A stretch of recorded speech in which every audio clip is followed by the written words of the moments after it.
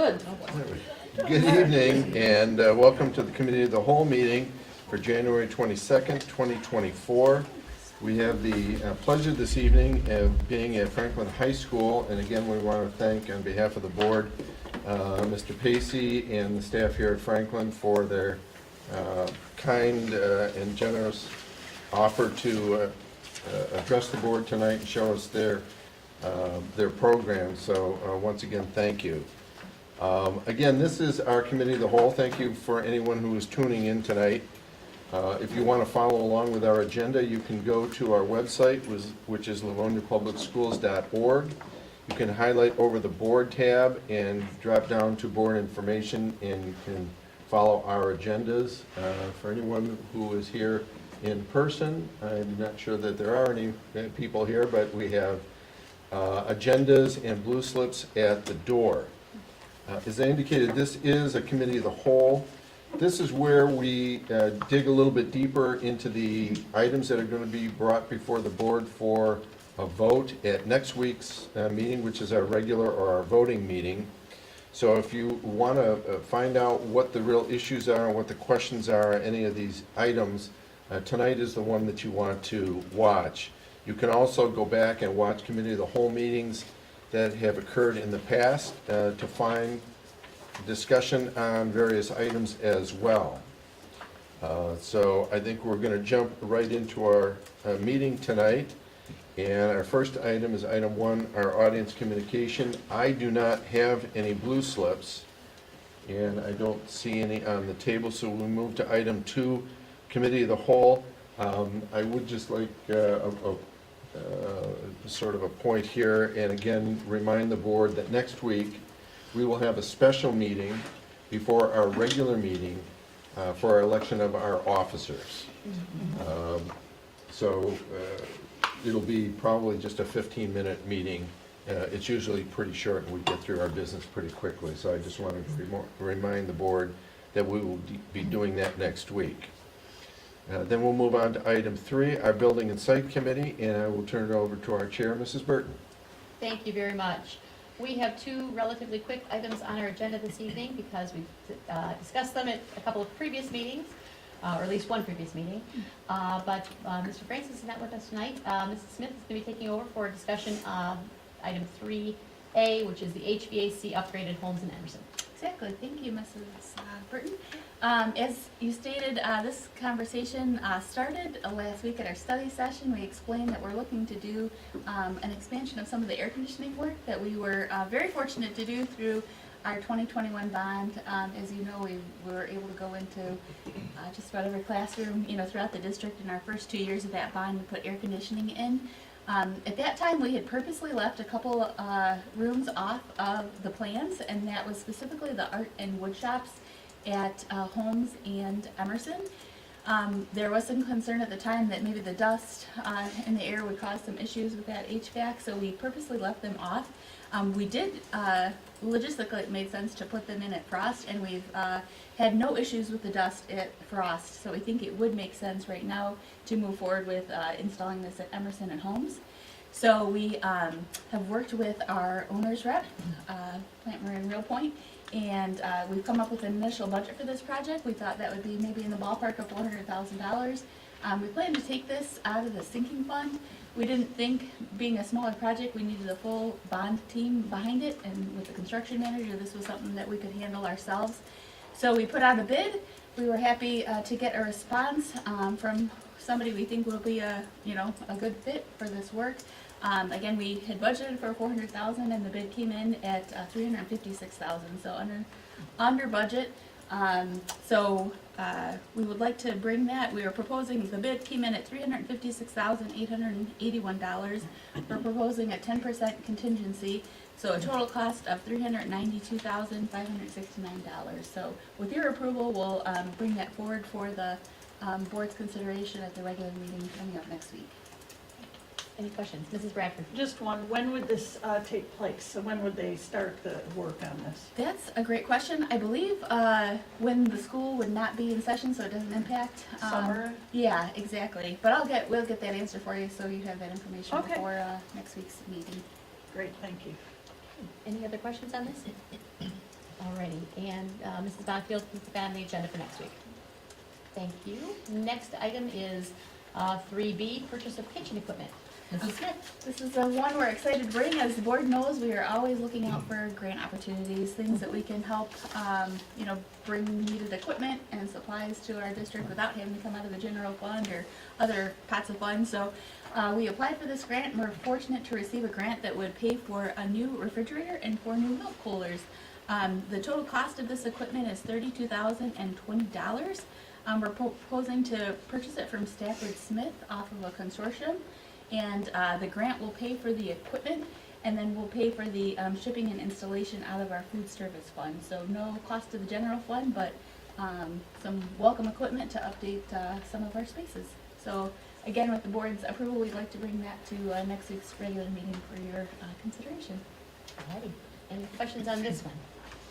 And again, Mr. Johnson. Thank you, Mr. Burton. Was this a grant that we had to apply for? or It something? was something that we sought out and saw that they were doing funding, kind of a collaborative thing too between the Dairy Association and the Michigan Department of Education, but it was a competitive bid that people had to apply for.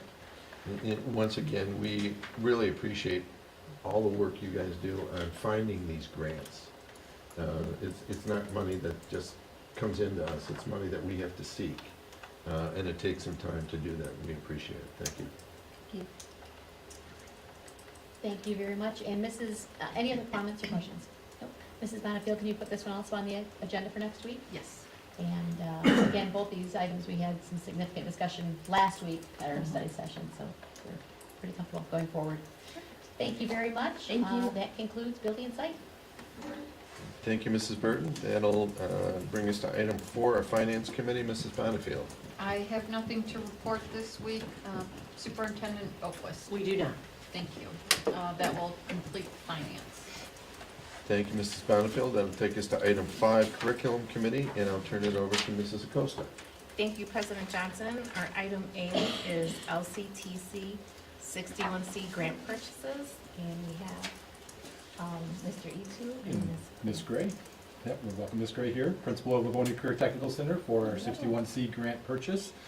And as you can see in board book, there's a couple quotes attached to it, but this is a 61C grant for CTE equipment purchases and or training or professional development that goes along with that equipment that is purchased from here.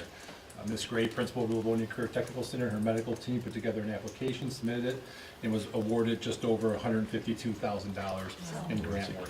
That's impressive. There you go. This is a grant that's been awarded for a few years now with the Career Center, most specifically or most recently with the Construction Trades Program. We're looking to add to our new medical simulation lab within the Career Center with a number of mannequins, and you can see it outlined in the grant here. 2 of the purchases that we're looking to do is first the Suzy S2000 tetherless simulator. We're looking to purchase 2 of these mannequins, and they work well with the teams, with the medical class, with the medical students in the simulation lab, and they touch base on hundreds or thousands of different variances of diseases and medical terminology and so on and so forth that the students can work through from there. Is there anything else I'm missing with the Suzy? I know there's a lot of information with that. In CTE, we do a lot of work-based learning, but it's very hard to get our students to work with actual patients just because of liability.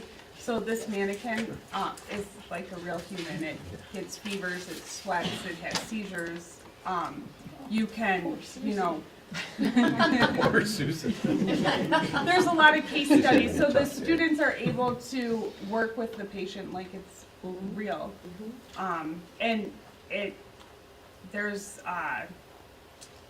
They can do vital signs, cardiac, respiratory, nervous system, skeletal system, so they would be using this all the time. It's very high tech. There's not a lot of high schools that have it. We went and visited Schoolcraft and we looked at, they actually had both of the models, and they really liked Suzy the best because they felt like it was, as advanced as it was, our students could still understand it and it wasn't going to be over their head. So with the Suzy mannequin, there is 2 quotes within your board book pack in terms of what the cost would be. We're looking at the Guarmard, I think that's how you pronounce it, for a total cost of $69,054. There was a second quote from Laerdal that was a little more expensive than Guarmard. They also have an annual fee with Laerdal as well. So Guarmard comes in as the lowest. It does not meet the 3-quote threshold that we look for in terms of bringing it to the board, but it's a specialized item that we're looking to put into our medical simulation lab at the Career Center. So these were the 2 quotes that we were able to obtain for what we're using it for within the class. Any questions on Susie? Mrs. Bonnefield? So with Susie coming in at a lower cost, with the first bidder, and no annual fund, does the Guarmard then still maintain the same, up-to-datedness that, the one with the renewal subscription? Yes, yes, and there's a warranty, I think it's 8 years. Wow. And they can come every single year and update the software. Oh, very nice, Yes. very nice. So exciting, very exciting. Thank you. Mrs. Frank? I love that you gave us all of this information in our packets, just to be able to see it and see all of the things that it actually does. And I'm so grateful for you and your staff that went and got the grant, but just the ability for our Career Center to be able to offer this to students, it just seems like unbelievable technology that they can do all of these things, that they can actually, you know, take a blood pressure and these different things that it can do. It really is amazing, and I'm really excited that we can offer these to our medical students in a real life simulation type thing. So it really is neat. Any other, I was just gonna add, thank you for continuing to help us set ourselves apart from other districts, and this is just one example. Thank you. The second half of it, the quote is from Cardionics, and this is with the SAM mannequin. So this is a half body, top body, as Bill pointed out last time, Mr. Francis, but nonetheless, we're looking to purchase 2 of those.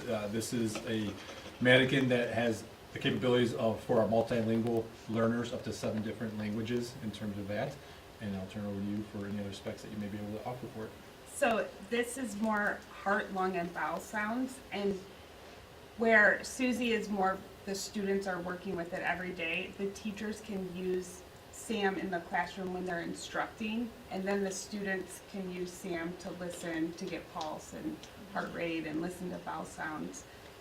We already actually have 2 SAMs, but they're not, this is a SAM 2, this is more high tech. The SAM we have, you have to have a special stethoscope, so only 1 student at a time can do it. Each of our students have their own stethoscopes, so with the SAM 2, they can use their own stethoscope to listen to the sounds. And the cost for the 2 SAMs is $27,500. So between the 4 quantity, between the Susie and SAM, we're looking at $96,554 to be approved, recommended for approval, out of the $152,777 of the grant total. The remaining balance is through purchases for the medical simulation lab that go below the threshold of board approval. Yeah, and I just want to reiterate that, you know, when the board visited in the summer, and we had a chance to see the animatage machine, and hearing from one of our teachers that it was something that Beaumont Hospital had recently gotten, and knowing that these types of mannequins are not something that most high school students have the opportunity to engage with and to have that advanced level of learning, I really just continue to be so thankful that you are on the cutting edge, not only in the medical program, but in each of our programs at offering our students such high-quality, real-life experiences.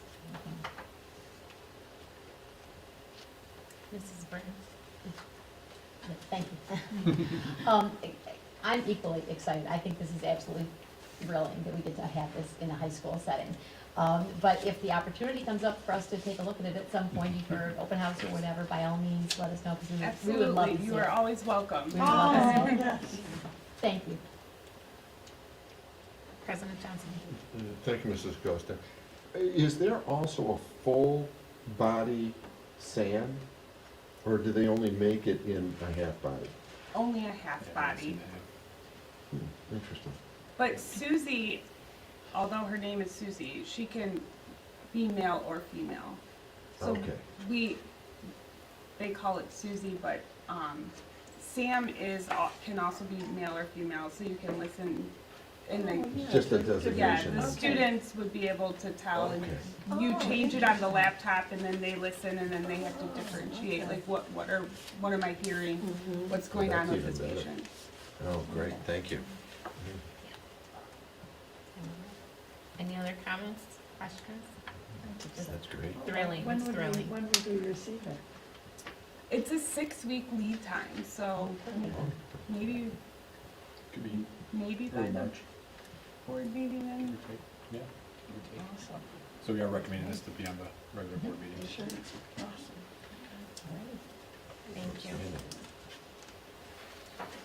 Thank you for coming.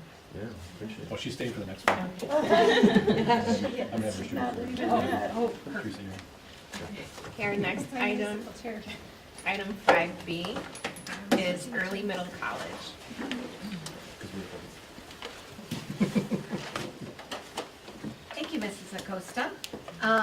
We are here this evening, we'd like to have a conversation about joining with Schoolcraft College to offer an early middle college program. This is Lindsay Russo, she is our ELA Social Studies Coordinator.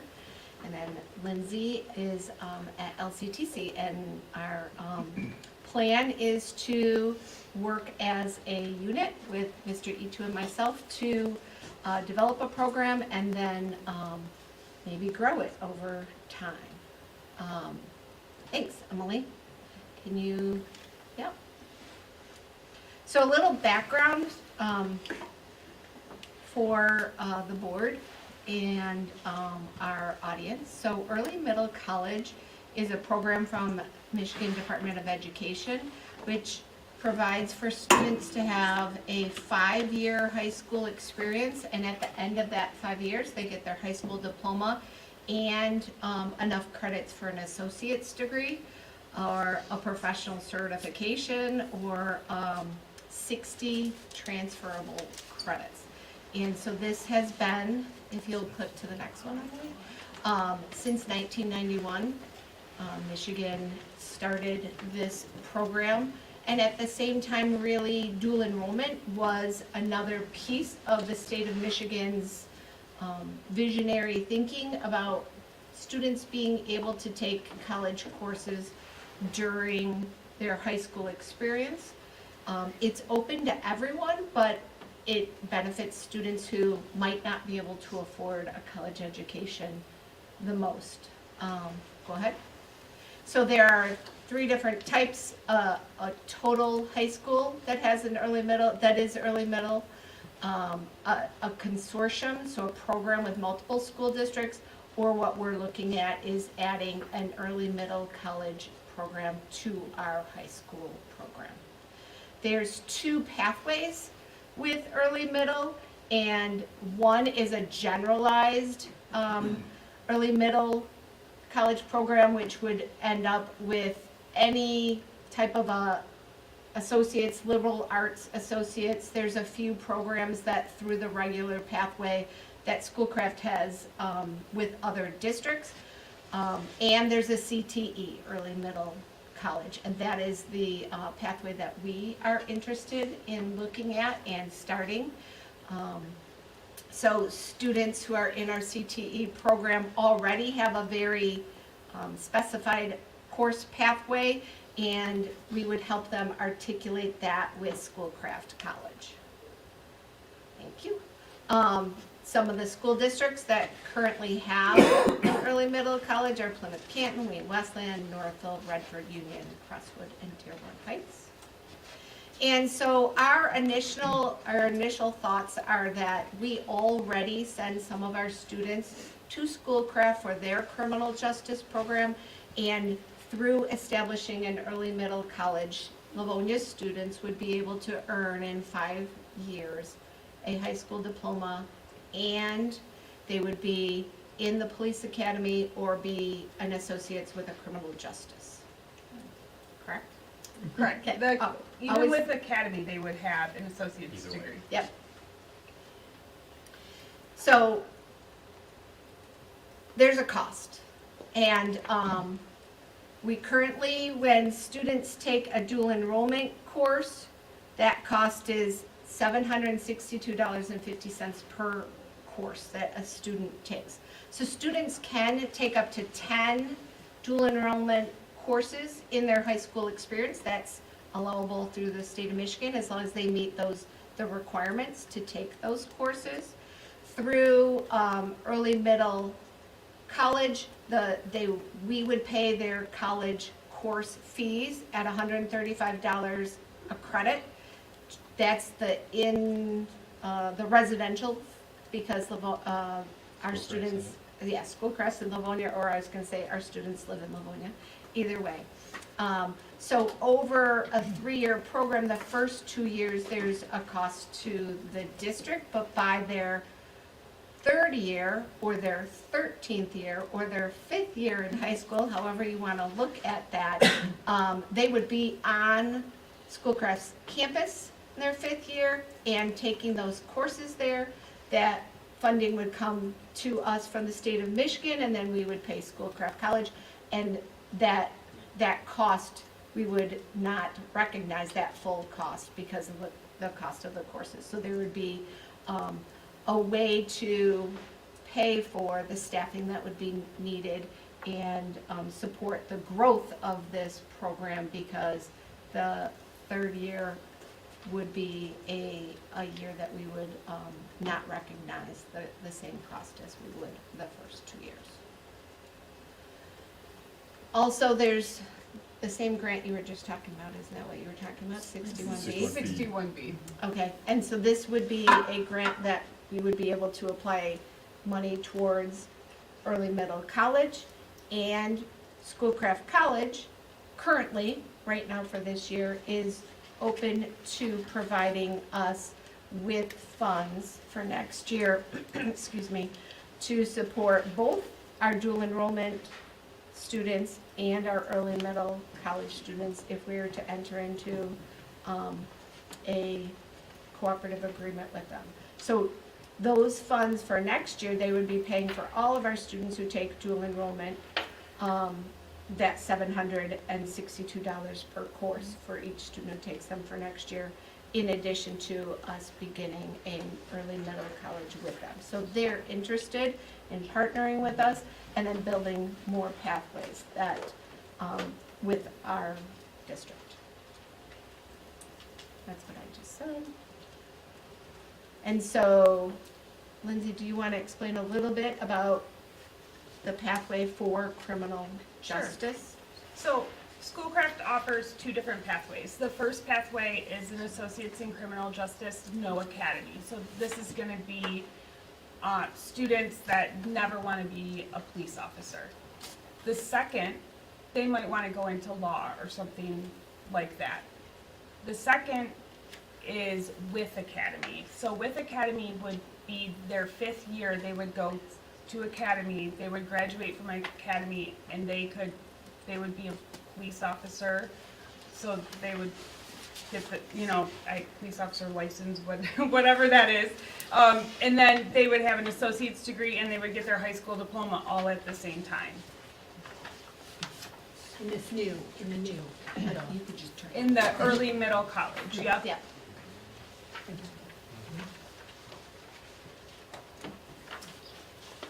So Lindsay Rousseau and Rebecca Caldwell, the Math Science Coordinator, have been working with Schoolcraft to investigate what this would take. At our study session, shared a program of study, which they've updated this past week after talking with them, where some of the courses that already articulate, and then ones that we're working towards articulation. And then, Lindsay, do you want to talk about what you did with the crosswalk? Yep, so I asked Lori at Schoolcraft, who we've been working with, would it be possible, and do other districts do it, where a student who takes, for instance, English 101 with Schoolcraft, would that also fulfill the MMC requirement for graduation? And she said yes. So I did a crosswalk with the ELA and social studies courses that are in the program of study for the criminal justice, early middle college program. And the 2 English courses through Schoolcraft, 101 and 201, that the students would take their junior year, that would satisfy the graduation requirement for their junior year ELA course. So they would not have to take English Language Arts 11 and the Schoolcraft English class in the same year. So the Schoolcraft class would satisfy both requirements. And then if the students wanted to take sociology or psychology, we offer 2 different psychology courses in LPS, and both of those would be satisfied with the Schoolcraft course, as well as the sociology course that the students have to take at Schoolcraft. So there are 5 courses right off the bat that quote-unquote students could double dip or would count for both. And then Rebecca Caldwell is looking into one of the math requirements from Schoolcraft to see if we can crosswalk that and if there's a match-up with the standards that are covered and the requirements that are there.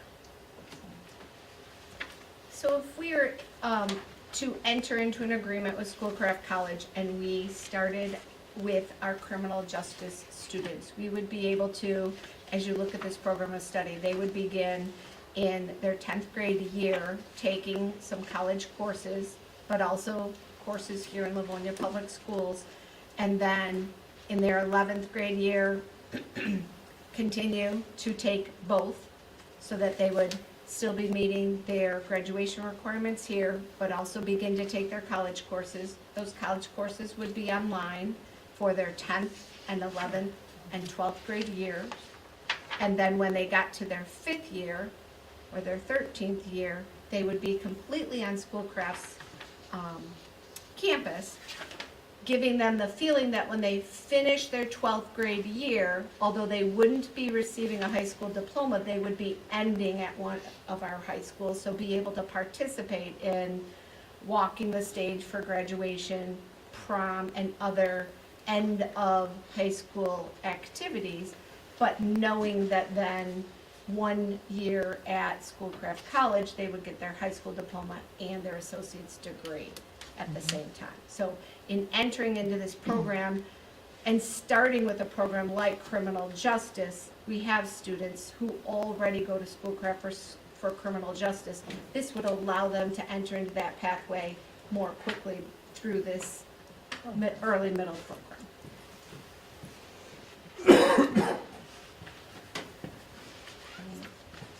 No, you summed that up pretty darn well. So so I know that we're looking at them beginning in 10th grade. Do we currently have 10th graders taking criminal justice classes? No, they start in 11th grade, that they would have to declare in 10th grade. They would have to know. There is definitely a demand for criminal justice. I think this year, we only took seniors and we still turned away 60 students. So if we would have allowed juniors to sign up, it would have been probably 100 more students.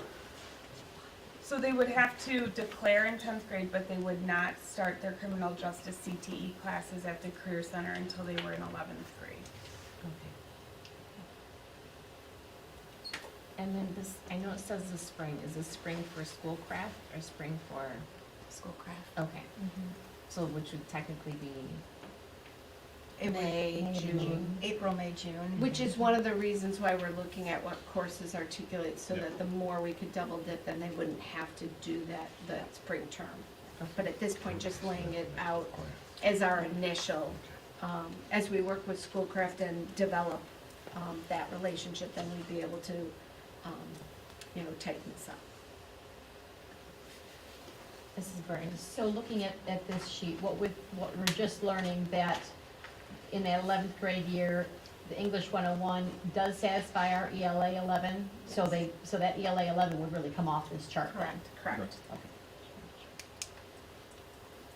And if you look at the back of the programs of study, so we already articulate CJ 107. So our students that take criminal justice at the Career Center, when they enter Schoolcraft, they get 3 credits automatically for that class. We are working with Schoolcraft to articulate CJ 102, Corrections 110, and CJ 210. So those classes would also come off this program of study and allow for more flexibility in our students' schedules. Mrs., I just, Bradford. Branford. So who determines whether they'll articulate? Schoolcraft does, looks at our materials, or how is it determined on whether or not they will accept those courses? So it's the dean of that college and then our criminal justice teacher and myself. So we've met twice already, and now it's kind of the two teachers sitting down, comparing syllabuses and working together to make sure that, you know, All they're the content's covering. covered. Yep. Okay, Which, that's what Mrs. Russo did with the social Yes. studies and ELA Okay. courses. So already working with Schoolcraft and saying, so where is that overlap? We just need to continue to do that with the courses that we offer. Mrs. Bonnefield. I just have to say, I'm so excited about this. I think this is really moving us to the next level with our kids. It's a win-win for everybody. You know, we talk a lot about the cost of college, the need for post-secondary education, that, you know, I talk a lot about not every kid needs to go to a four-year university, but there is a lot of necessity for post-secondary education, whatever that be, and I think this is great. I hope that this program just excels and that we are so excited about it and it works out so well that we can start branching out and doing more and more for our kids, and allowing our students to be able to get this head start. And in some cases, they're not really even getting a head start because a lot of the other districts are doing this. So we're keeping up the pace, and just giving so many opportunities. And it's great to see that we're finally diving into this. And I'm very excited, and I can't wait to hear the reports back on how it's going. And I have, my sorority sisters in Florida, that I remember them saying as soon as they graduated high school, they already had their associate's degrees, and we're just mind blown that they were, you know, driving Beamers right out of high school. It's like, what's going on, what's happening? So it's fascinating to see that we're at that point here, that we're looking to flesh this out. And I'm excited to see this also working in the medical field, because there's so much demand even in our area. So I can see that really expanding really well. Yeah, so thank you so much for the time, Lindsay, and Becca, that you have taken to explore this so we could be at this point and ready to apply for this. As we shared with the board last week, and we had extended conversation about this, we did meet with the leadership of Schoolcraft College, and we were really pleased to know that the funding that has come from the state to support this will not only support us developing and moving forward with the start of early middle college, but also support the dollars that we spend on dual enrollment. We've seen that those requests grow, and that those courses are paid for by LPS. There is no cost to students. So that is something we've had to grow our budget at about $260,000 annually. So that's a significant, while it's a significant benefit, it is also a significant commitment on the part of the district to do that. And so knowing that the community colleges have really continued to advocate at the state level for funding to support this, I think we will continue to see this grow. You saw the list of some of our neighboring districts, and so to be able to dip our toe in with the criminal justice program seems like a very natural and good start. I know many of you also expressed last week your desire to see us begin to explore other areas as soon as we feel comfortable that we can do that. So we would like to get a sense as the budgets come out from the executive, from the governor, as well as from the Senate and House, to see what it looks like for future years, and to be able to continue this work to expand it. But if the three of you had not done the legwork that you did, and then Kevin and Teresa, you working closely with our administrators to do that, we would not be in the place that we are. So I think this is beyond exciting for our kiddos, and I think we're gonna see a growth in this pretty rapidly.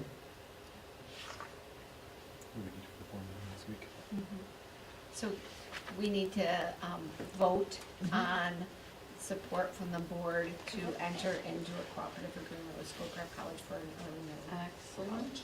So that's what we'll move forward next week. Thank you. Thank you so much. Thank you, Thank you everyone. so much. Thank you, guys. Thanks for being here tonight. You guys are awesome. Travel safely. Our next item, item 5C, is biology and chemistry curriculum adoptions. Thank you, Mrs. Acosta. I shared with you two recommendations from our high school science, and they're not textbook that we're recommending a resource, but a little background.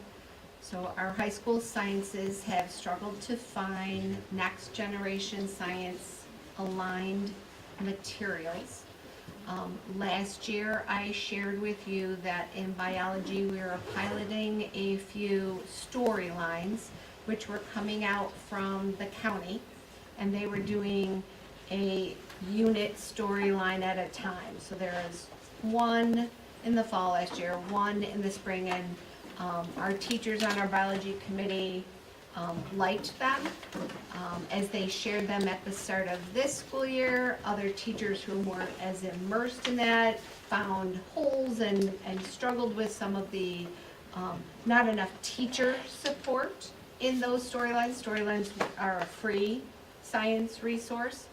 And then this fall, they learned through College Board. So College Board is our SAT and our AP platform and company. They've been developing pre-AP materials. So these materials are not accelerated or advanced materials, but rather thinking about all students being able to access college and career readiness in high school. So they've built backwards from an AP course. What does that look like for a student to have experiences that prepare them for college and career?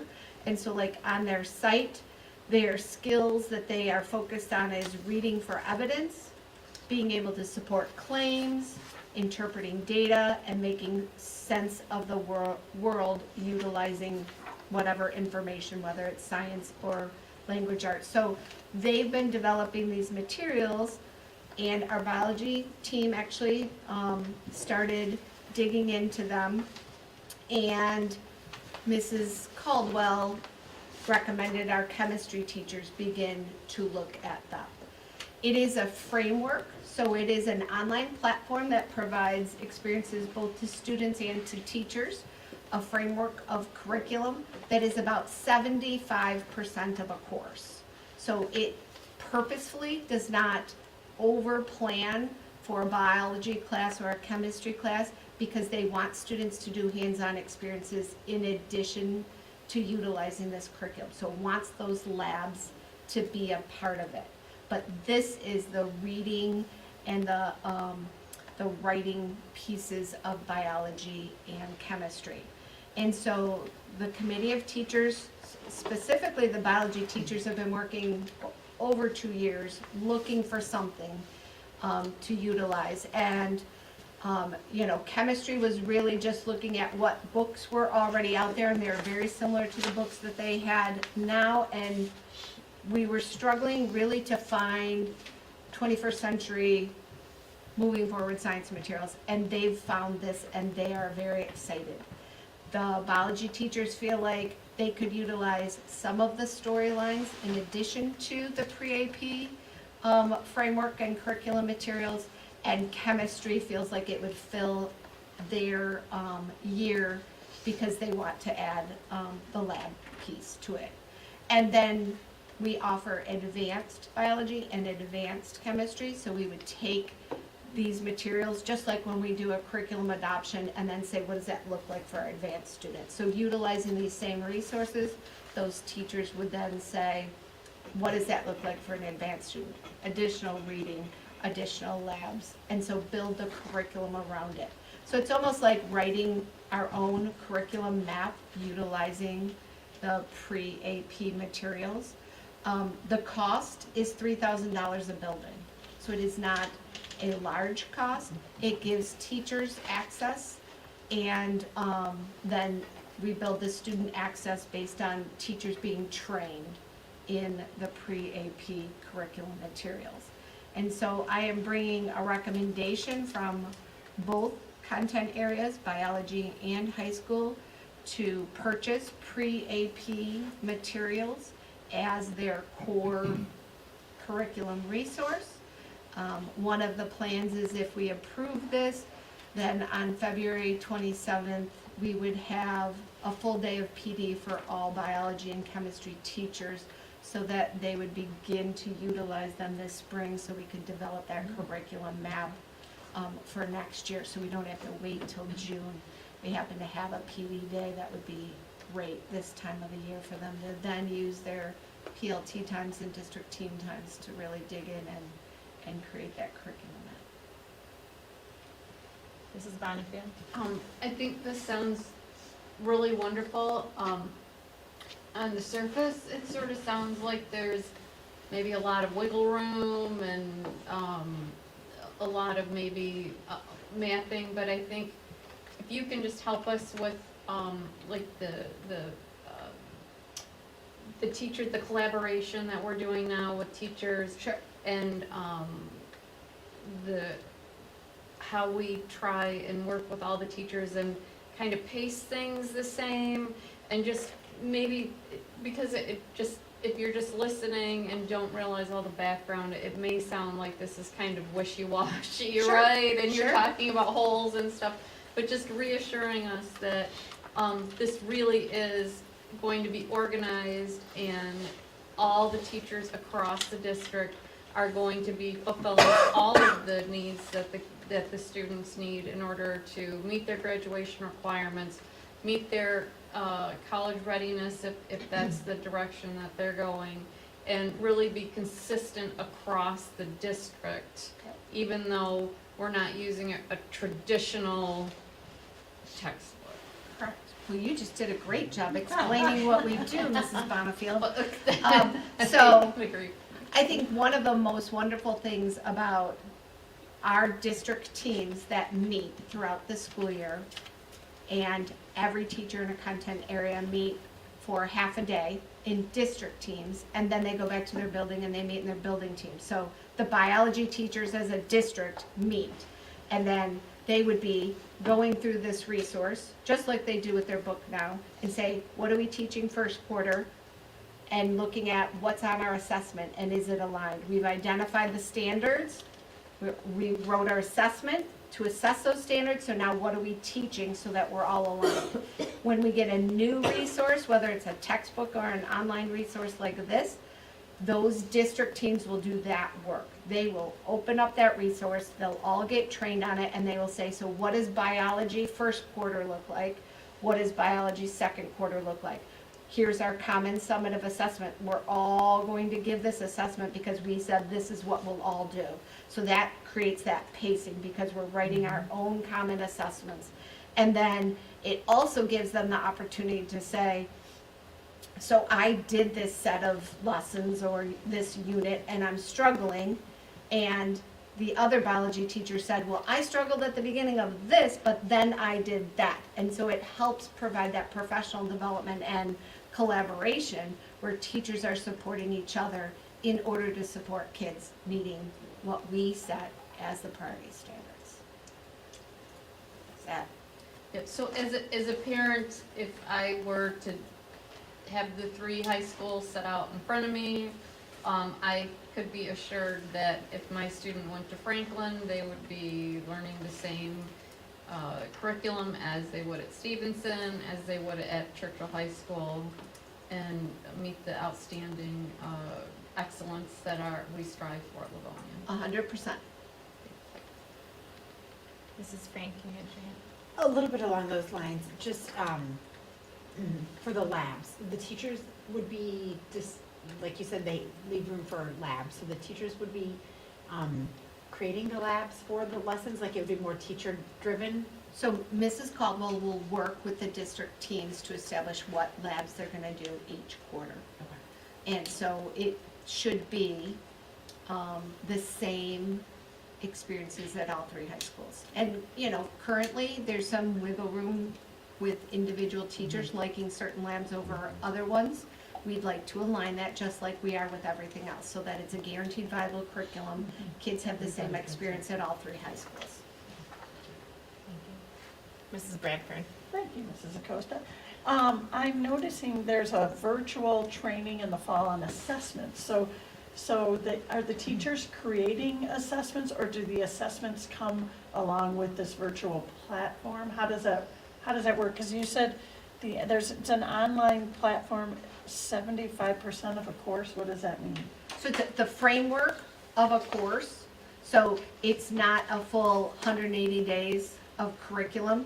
So that there's time for lab? There's time for labs, for Okay. us to build what those labs look like.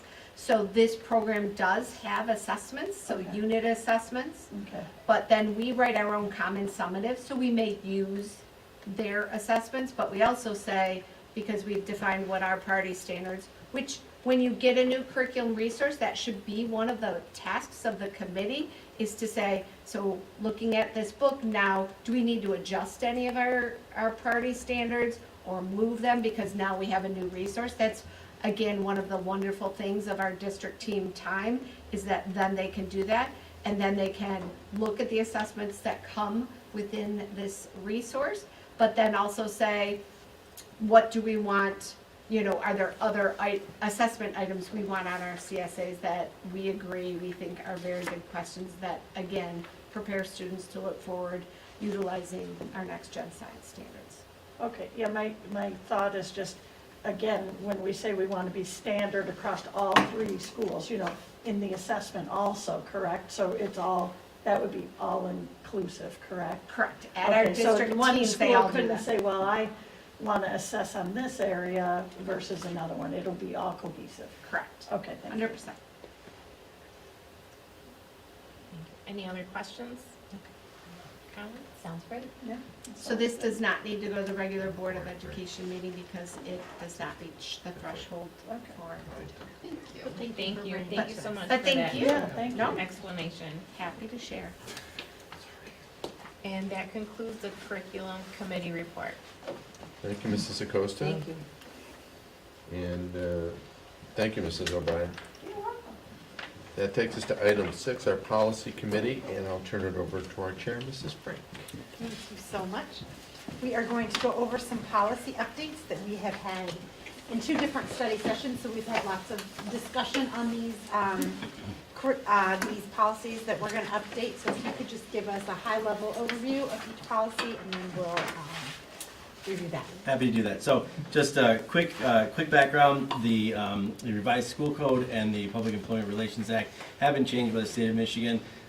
We feel it's appropriate, therefore, to make sure that our policies are properly aligned and legal going forward. And so that's what we've done. We've reviewed 3 policies and their corresponding administrative procedures from our last meeting. We'll just look at the policies here, beginning with GBF. It is the teacher placement policy.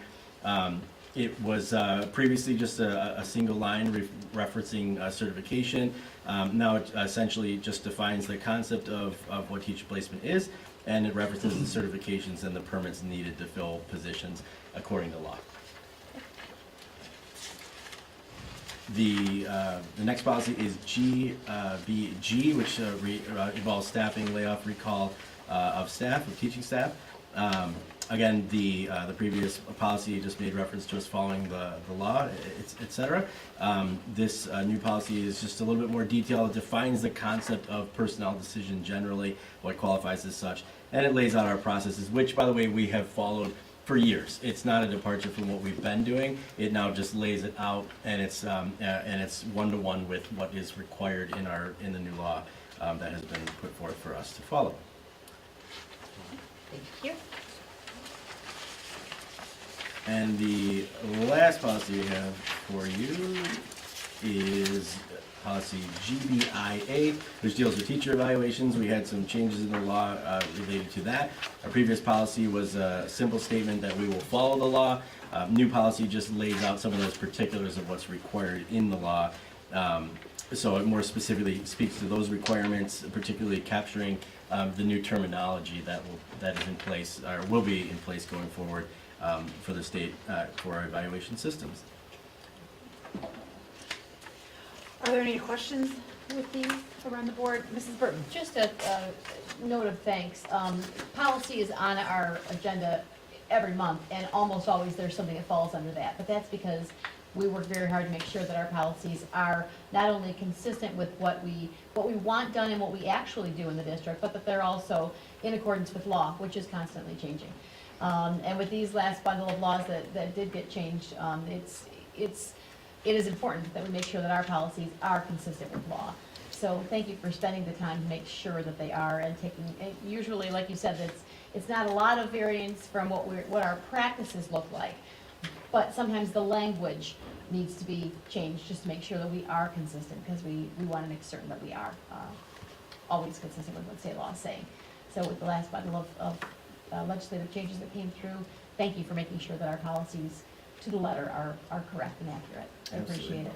It was no small task, I know. And with that, the administrative procedures are also in line with the law as well. Yeah, absolutely. Thank you. Sure. President Johnson? Thank you, Mrs. Frank. And just a sort of coattail on Mrs. Burton, this has been just a very high-level presentation tonight. But last week at our study session, we spent a lot of time going over these changes, and we had a special study session tonight to go over these. So we have spent, although it sounds perhaps someone just looking in tonight to say, oh, this is just a sort of a cosmetic. No. This is much deeper, and it took a lot more time than is being presented tonight to do all of this. So the work behind the scenes and what the board did over 2 nights to go over these and ask questions, and you had the answers to those questions, and we really appreciate that. So I just want everybody to understand that this wasn't just, oh, you showed up tonight and showed us, oh, it's complying with law. Oh, no, it's a whole lot more than that. And we appreciate all that work. Sure, yeah, absolutely, and I know I spoke fast and breezed through 3 policies. It began with work from our attorneys, of course, that laid it out to the letter of the law, and then we're in the areas that we needed to match really more precisely with what we've done here in the district, where we had that room to work. We had a series of revisions proposed by all of you, and it was a great session to do that, and we're able to put those things in place, and now I think we're in good shape going forward with these particular policies. So Appreciate it. yeah. Thanks for all your work on it, for sure. Mrs. Von. And just to reassure everyone, you mentioned already that a lot of this came down from our district attorneys, or that doesn't sound right, from our attorneys.